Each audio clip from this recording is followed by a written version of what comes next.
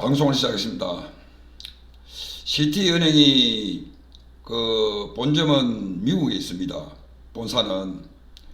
그런데 이 우리 한국에 들어와서 우리가 금융 위기 때 금융 가교 역할도 했습니다. 했는데 지금 한국에 54년 만에 철수를 결정했다고 합니다. 그래서 뭐 우리나라 이제 뭐 또 은행들이 뭐 어떻게 생각하는지 모르지만은 시티은행이 그래도 또 국민들한테야 뭐 별 좋은 거 없었겠지만은 국가로 미국과 한국을 가족 역할을 충분히 했는 은행입니다. 우리가 외환위기 때도 이 은행이 달러를 어떻게 해서 맞췄고 어떻게 했습니다. 그래서 우리가 미국의 은행이 하나 정도 우리가 미국뿐 아니고 외국 은행이 우리나라도 들어가 있어야 됩니다. 그래야만이 공정하고 하지 우리나라 은행들만 가지고는 안 됩니다. 왜 우리나라 은행들만 안 되느냐? 우리나라 은행들은 정부 눈치만 봅니다. 어떤 정권에도 눈치만 보거든요. 그러니 안 되는 겁니다.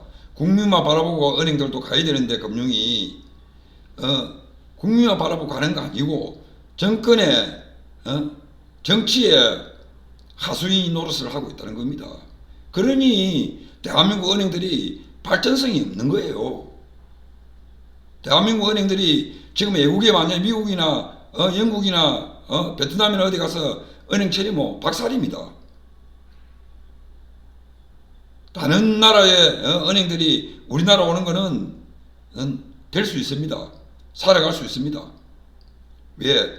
우리가 꼭 무슨 은행 가야 된다는 이런 보장성은 우리나라 사람들은 없거든요. 그래서 이제 하나하나 이제는 떠나야 떠납니다. 외국 은행들도 떠나고 이제는 외국 기업들도 떠나고 이는 지금 상황이 왔는데 대한민국 국민들은 아직까지 눈치도 못 채고 모르고 있는 겁니다. 지금 자동차 산업에 외국 기업들이 이미 마음에 준비를 해서 떠나려고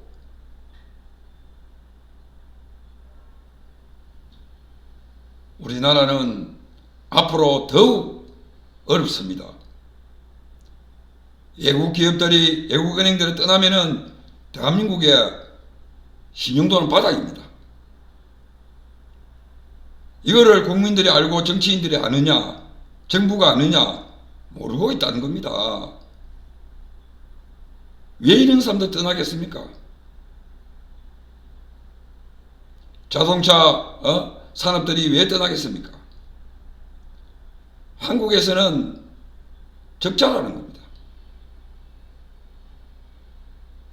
우리가 과거식으로 가서는 안 됩니다. 노조도 변해야 됩니다. 노조가 변하지 않고는 대한민국을 망치는 사람들이 됩니다.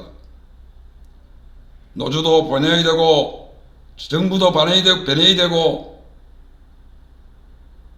변하지 않으면은 안 됩니다. 앞으로 대한민국이 어떻게 될지 함담한 심정입니다. 정말 대한민국을 이렇게 몰락하게 만들 수 있느냐?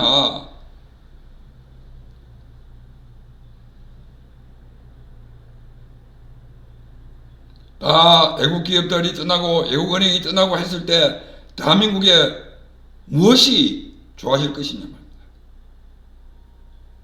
미군을 떠나라 하지만은 미군이 떠났을 때 대한민국의 전쟁을 막을 수 있느냐?